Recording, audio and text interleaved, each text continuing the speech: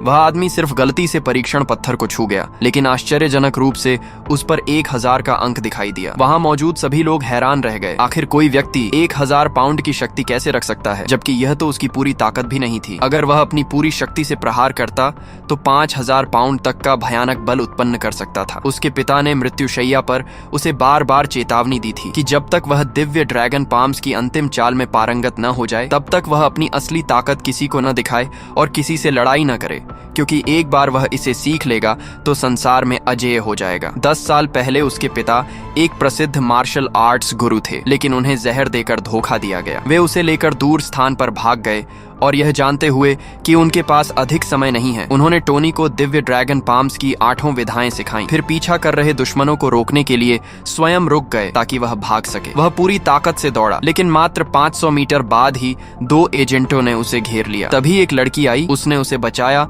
और स्वयं घायल हो गई। पलक झपकते ही 10 वर्ष बीत गए। उसने पिता की आज्ञा को याद रखते हुए अपनी शक्ति छिपाए रखी और मंदिर में झाड़ू लगाकर जीवनयापन करने लगा। कुछ दिनों बाद एक विशाल मार्शल आर्ट्स प्रतियोगिता होने वाली थी।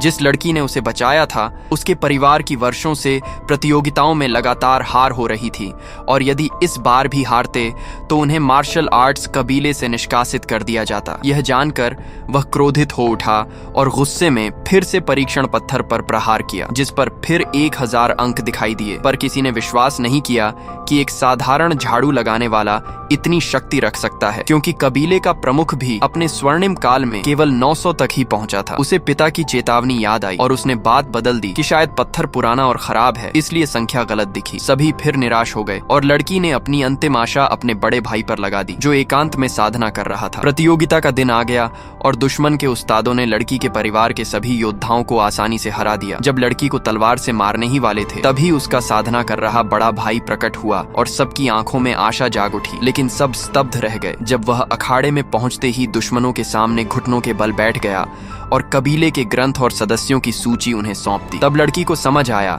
कि जिस पर उसे सबसे अधिक भरोसा था वही गद्दार निकला। लोग उसे कोसने लगे, पर गद्दार ने अपने ही कबीले के लोगों पर हमला कर उन्हें चुप करा दिया। लड़की रोते हुए उसके सामने गिड़गिड़ाने लगी, पर वह उसे अपमानित करना चाहता था और सबके सामने कपड़े उतारने को कहने लगा। उसी क्षण उस आदमी का क्रोध फूट पड़ा और उसने जोरदार उड़ती हुई लात मारकर गद्दार को दूर जा गिराया।